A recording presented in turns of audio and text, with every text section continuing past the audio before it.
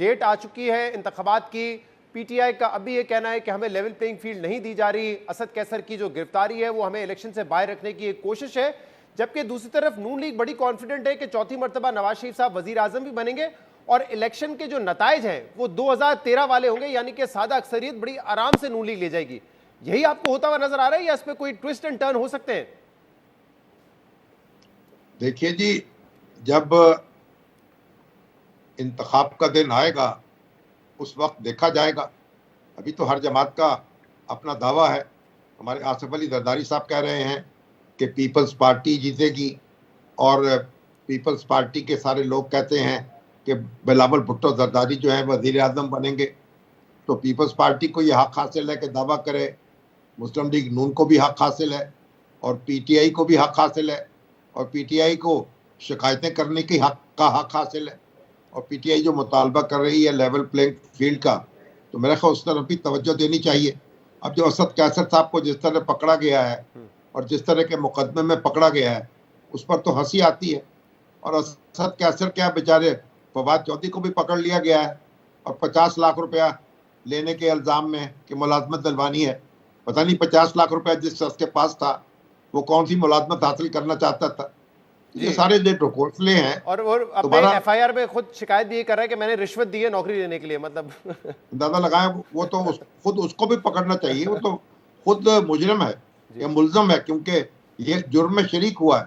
और कौन सी नौकरी, क्या वजारत उज़्मा मिलनी थी उसको अगर इसके पास 50 लाख रुपए हैं?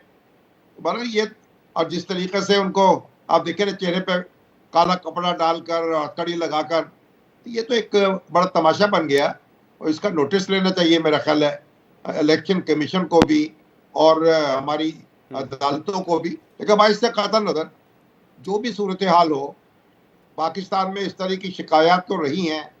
कोई इलेक्शन भी ऐसा नहीं हुआ जिसके हवाले से इल्जामात ना हो या बेइत्मीनानी ज़ाहिर की जाती रही हो। इलेक्शन डे पे होगा, अभी तो हर पार्टी अपना अपना दावा करेगी, लेकिन मैं जरा माहौल की बात कर रहा हूँ ना, क्योंकि इलेक्शन से पहले एक माहौल बनता है जिसपे आप ये प्रेडिक्ट करते हैं कि क्या मामला हंग पार्लियामेंट की तरफ जा रहा है, क्या हंग पार्लियामेंट की ख्वाहिश है लोगों की, या मामला ऐसा है कि वो हमें नजर आ रहा है कि सादा अक्सरियत की तरफ जा रहा है। वो माहौल किस किस्म का नजर आ रहा है इस वक्त? नहीं, माहौल तो ऐसा बन रहा है कि एक मखलूत हुकूमत कायम होती नजर आ रही है। अगरचे के नवाज शरीफ साहब के आने के बाद मुस्लिम लीग नून ने ताकत पकड़ी है और पंजाब में भी उसके अंदर एक नई तवानाई पैदा हुई है। लेकिन अगर आप देखें तो यानी पीपल्स पार्टी सिंध में अपना वजूद रखती है, केपीके में पीटीआई के पास भी एक अच्छी खासी नशिस्तें आएंगी, बलूचिस्तान का अपना मजाज है। तो लगता है कि एक कोलिशन बनानी पड़ेगी इंतखाब के बाद भी। अब मुस्लिम लीग नून कितनी नशिस्तें जीत लेती है, ज्यादा बड़ा हुआ मुकाबला तो उसका भी जोरों का है। ऐसा नहीं है कि उसके लिए कोई बड़ी एक स्टेज बिछी हुई है। तो मुकाबला तो करना पड़ेगा।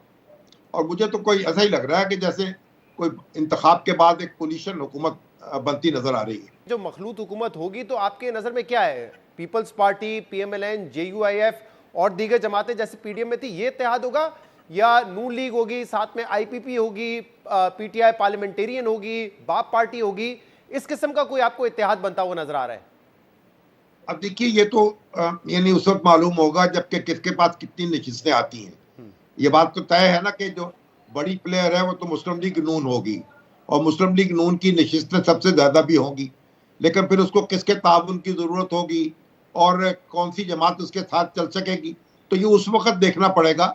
लेकिन मुस्लिम लीग नून ज़हनी तौर पर तैयार है और कि वो मखलूत हुकूमत कायम करे और वो किसी, और नवाज शरीफ साहब में ये सलाहियत है कि वो किसी भी अब सियासी जमात के साथ इश्तराक कर सकते हैं। पीटीआई से उनका फासला बरकरार है, लेकिन दूसरी जमात से उनका फासला नहीं है।